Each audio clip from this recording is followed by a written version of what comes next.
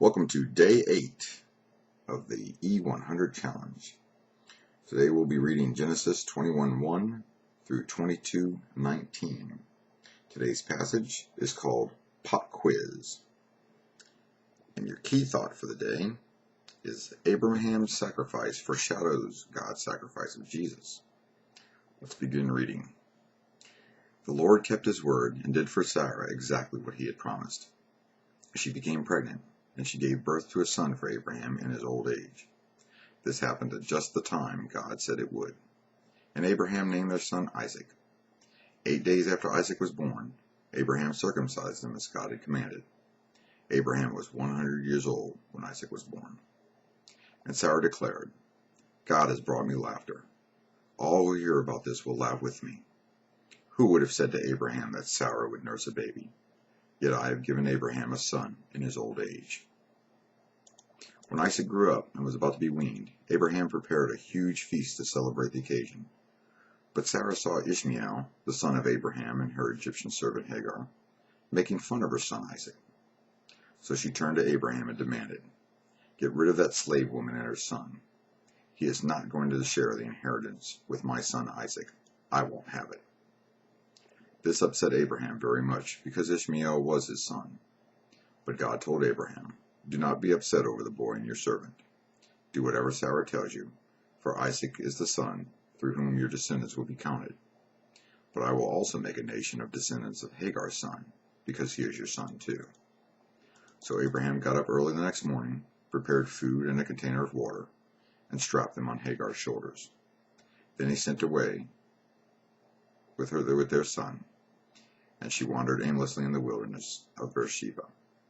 When the water was gone, she put the boy in the shade of a bush. Then she went and sat down by herself about 100 yards away. I don't want to watch the boy die, she said, as she burst into tears. But God heard the boy crying, and the angel of God called to Hagar from heaven. Hagar, what's wrong? Do not be afraid. God has heard the boy crying as he lies there. Go to him and comfort him, for I will make a great nation from his descendants. Then God opened Hagar's eyes, and she saw a well full of water. She quickly filled her water container and gave the boy a drink. And God was with the boy as he grew up in the wilderness. He became a skillful archer, and he settled in the wilderness of Paran. His mother arranged for him to marry a woman from the land of Egypt. About this time, Abimelech came with Phicol, his army commander, to visit Abraham. God is obviously with you, helping you in everything you do, Abimelech said. Swear to me in God's name that you will never deceive me, my children, or any of my descendants. I have been loyal to you, so now swear that you will be loyal to me and to this country where you are living as a foreigner. Abraham replied, Yes, I swear to it. Then Abraham complained to Abimelech about a well that Abimelech's servants had taken by force from Abraham's servants. This is the first I've heard of it, Abimelech answered. I have no idea who is responsible. You have never complained about this before.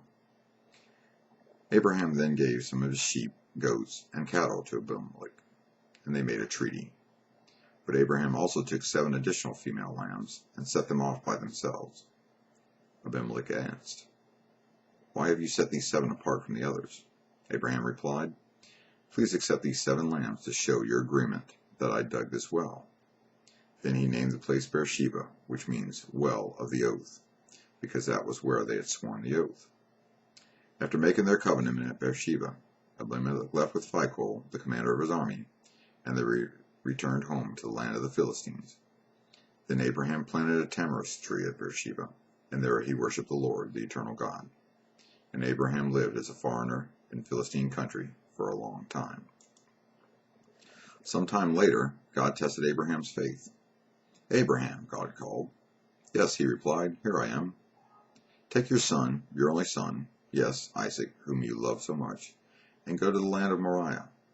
Go and sacrifice him as a burnt offering on one of the mountains which I will show you. The next morning, Abraham got up early. He saddled his donkey and took 2 of his servants with him, along with his son Isaac. Then he chopped wood for a fire for a burnt offering and set out for the place God had told him about. On the 3rd day of their journey, Abraham looked up and saw the place in the distance. Stay here with the donkey, Abraham told the servants. The boy and I will travel a little further. We will worship there, and then we will come right back." So Abraham placed the wood for the burnt offering on Isaac's shoulders, while he himself carried the fire and the knife. As the two of them walked out together, Isaac turned to Abraham and said, "Father?" "Yes, my son," Abraham replied. "We have the fire and the wood," the boy said, "but where is the sheep for the burnt offering?" "God will provide a sheep for the burnt offering, my son," Abraham answered, and they both walked on together. When they arrived at the place where God had told them to go, Abraham built an altar, and arranged the wood on it. Then he tied his son Isaac and laid him on the altar on top of the wood. And Abraham picked up the knife to kill his son as a sacrifice. At that moment the angel of the Lord called to him from heaven, "Abraham, Abraham." "Yes, Abraham replied, "here I am." "Don't lay a hand on the boy," the angel said. "Do not hurt him in any way, for now I know that you truly fear God. You have not withheld from me even your son, your only son." Then Abraham looked up and saw a ram caught by its horns in the thicket. So he took the ram and sacrificed it as a burnt offering in place of his son. Abraham named the place Yahweh-Yireh, which means "the Lord will provide." To this day, people still use that name as a proverb. On the mountain of the Lord it will be provided. Then the angel of the Lord called again to Abraham from heaven. "This is what the Lord says. Because you have obeyed me and have not withheld even your son, your only son, I swear by my own name that I will certainly bless you. I will multiply your descendants beyond number, like the stars in the sky and the sand on the seashore. Your descendants will conquer the cities of their enemies, and through their descendants all the nations of the earth will be blessed, all because you have obeyed me." Then they returned to the servants and traveled back to Beersheba, where Abraham continued to live.